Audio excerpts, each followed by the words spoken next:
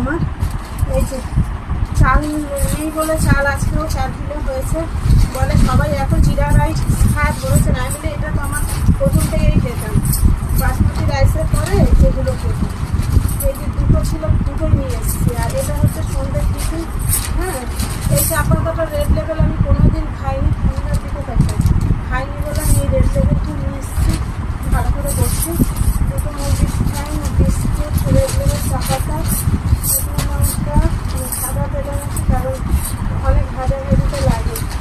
বাচ্চাদের দুধ, আজকে থেকে তুইও দুধ খাবে, এখানে দুটো ডিম টোস্টের দুধ, ঠিক আছে। আর এই যে নবরত্ন, এখানে কী কী আছে পোস্ত, সর্ষে, ঠিক আছে। তো চলো, এই তো বাজার। তোমাকে এখন কী দেবো জানো? এখন দেবো বিস্কুট আর চা, তারপরে দেবো মাছ ভেজা দিয়ে ভাত।